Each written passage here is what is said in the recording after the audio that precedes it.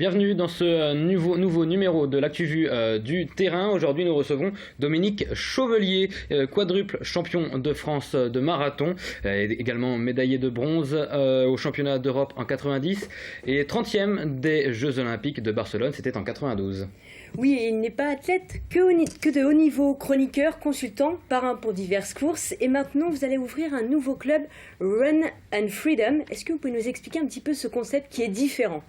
Bon, on essaie d'être différent à l'athlétisme. En ce moment, il y a une embellie du running comme c'est pas possible. On le voit bien depuis 2 ou 3 ans. On dit qu'il y a à peu près 9 millions de joggers en France, ce qui est assez considérable. Et j'ai voulu monter un club qui va un petit peu dans ce sens, donc du coaching en entreprise, beaucoup de conseils. Et ce club fédère tous les fameux meneurs d'allure dans les grands marathons. Vous savez, ces coureurs qui courent avec une flamme au-dessus de leur tête, avec un temps bien précis, 3 heures, 3 heures et demie, 4 heures. Donc tous les meneurs d'allure des grands marathons français, Paris, Nice, Reims, Rouen, etc. Ce sont mes meneurs d'allure qui sont dans le club Run and Freedom. Donc c'est un club qui est ouvert à tout le monde pour tous les niveaux ? Alors pour tous les niveaux, après, faut s'en occuper de ces gens-là, donc faut former des entraîneurs et tout. Pour l'instant, c'est vraiment une bande de copains, de gens qui se connaissent bien, mais en effet, la porte est ouverte à tout le monde. Vous avez déjà démarré les entraînements collectifs ? Oui, alors tous les entraînements, ce sont en ce moment d'ailleurs, le lundi soir et le mercredi soir, 18h15 à l'île au sport, et le week-end, on se retrouve au Bois de l'Épau à 9h30 les samedis et dimanches, donc ça fait 4 entraînements pour ceux qui veulent. Vous en parliez justement que c'est devenu à la mode le running. Est-ce que ça vous inquiète peut-être un petit peu, justement cette mode un petit peu où on enfile juste nos baskets et on va courir ? Alors moi j'ai fait partie d'une génération, c'était la performance qui comptait, c'est-à-dire vous faisiez un marathon, vous faisiez 2h11 comme moi, 2h40, etc. Aujourd'hui on est plutôt dans le finisher, c'est-à-dire on fait du jogging et un jour on se donne un défi de faire un marathon avec les copains, les copines pour terminer. Alors naturellement on s'entraîne quand même, on veut le meilleur résultat possible, mais on n'est pas dans la performance pure et dure que j'ai connue moi il y a une dizaine d'années, une vingtaine d'années. Donc voilà, maintenant on est plus sur la masse qu'une élite qui devient de plus en plus rare. Justement, quels conseils vous donneriez peut-être à des débutants, mais aussi à vos adhérents, déjà aux débutants ? Alors, naturellement, pour venir dans un club, il faut être capable, je dirais, de courir 1 heure sans s'arrêter. Voilà, 1 heure de jogging sans s'arrêter. Je ne parle pas de vitesse, mais être capable de courir 1 heure.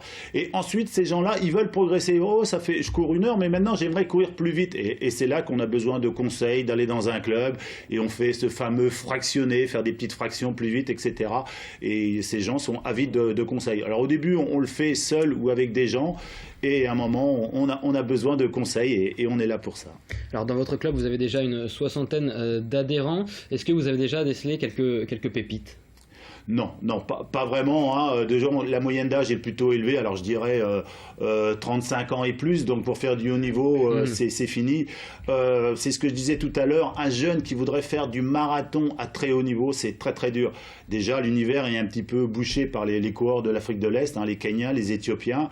Et puis à ma génération, je le faisais, mais se lever à 6h du matin, 18h le soir, s'entraîner 2 fois par jour, courir 30 km par jour, c'est pas trop ludique quand même. Donc pour le fun, pour le loisir, pour la forme, ok, mais pour en vivre et faire du sport du haut niveau comme moi j'ai pu le faire dans les années 80-90, et là ça va devenir très très rare. Et donc justement dans le club, il y a des objectifs qui vont arriver très prochainement en janvier et puis aussi, si je ne me trompe pas, en mai. Vous pouvez nous en dire un peu plus ? Là, on va tous se retrouver les 60 et il y en aura d'autres parce que tous les jours, il y a des gens qui viennent. Le fameux Cross Ouest France qui a lieu ici au Bois de l'Épau, c'est le plus grand cross français.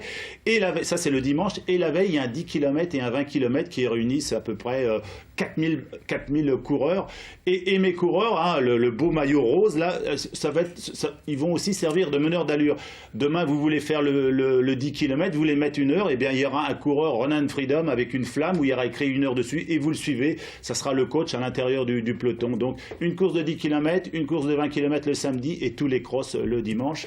Et ensuite, à titre personnel, ils vont tous faire en effet le fameux marathon du Mont-Saint-Michel qui est le 5e plus grand marathon français. Il y a un grand club d'athlétisme qui va voir le jour en Sarthe. Justement, qu'est-ce que vous en pensez ? Alors justement, vous venez de parler d'athlétisme. Moi, je parlais de running. Athlétisme, c'est, vous le savez tous, c'est le 100 mètres, le triple saut, le lancer du javelot. Je suis pas trop dans ce secteur-là. Et d'autre part, j'ai jamais été informé, j'ai jamais été sollicité pour éventuellement en faire partie. Donc c'est le regroupement de tous les clubs d'athlétisme monceau, voire sartois, qui se fédèrent. Alors c'est vrai que c'est bien parce que pour faire une équipe de cross-country, si vous avez 2 minimes là, un minime là et 2 autres là, au moins on va pouvoir les fédérer pour faire des équipes de cross. Donc pour les jeunes c'est très très bien en tout cas. Après pour le running, eh bien chacun fait un peu ce qu'il veut en effet. Ouais. Alors les athlètes français aujourd'hui, et on l'a vu notamment aux derniers mondiaux en Chine, un peu déçus. Est-ce que vous aussi, quel bilan tirez-vous de ces dernières années dans l'athlétisme français? Alors oui, parce que j'y étais, je suis consultant pour une chaîne de sport. Donc en athlétisme pur et dur, tout ce qui est sport technique, genre la perche comme par hasard avec la Villénie, les haies, 110 mètres haies, là on est très très fort. On a des techniciens en France et ça c'est une tradition qui sont très très forts. Tout ce qui est technique c'est bon. Le sprint on arrive à s'en sortir avec le maître et Jimmy Vico. Après le reste c'est très très dur. Le demi-fond et le fond, mais qui ici est blessé, c'est très très dur, c'est ce que je vous disais tout à l'heure, de percer à très haut niveau. Alors maintenant, il y a un autre phénomène, et ça on l'a vu ces derniers temps, le phénomène du dopage. Alors le dopage avéré, mais aussi le dopage d'État, comme dans les années 80.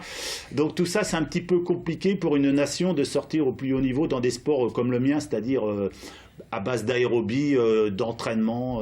Vous faites justement un petit peu référence au record du monde, c'est ça qui... C'est un peu faussé maintenant en fait, ce record du monde. Alors, on l'a vu avec l'athlétisme russe, qui était carrément vicié, c'est-à-dire que les athlètes dopés payaient carrément la fédération pour avoir un passeport vierge. Et maintenant, hélas, les prochains pays qui risquent de tomber, c'est le Kenya. Parce qu'en effet, tous ces coureurs kenyans qui gagnent les plus grands marathons du monde, mais aussi des courses locales, ça fait rentrer des devises au Kenya. C'est toute une économie assez importante. Donc, en soudoyant un petit peu les instances de la fédération avec de l'argent et tout, eh bien, on est blanc comme neige.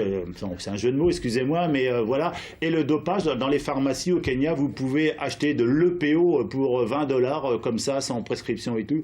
Donc vous voyez, les données sont un petit peu faussées. Alors attention, ce sont des grands athlètes, ils courent très bien, ils ont faim socialement, donc, mais ça accroît la différence. Merci beaucoup Dominique Chevelier d'être venu répondre à nos questions et bonne chance pour votre projet, votre club avec votre maillot. Vous pouvez montrer la caméra si vous voulez. Très joli ce maillot. Eh ben, je vous invite tous de le porter, la vie en rose. Merci, on se retrouve la semaine prochaine pour un nouveau numéro de l'Actu Vue du terrain.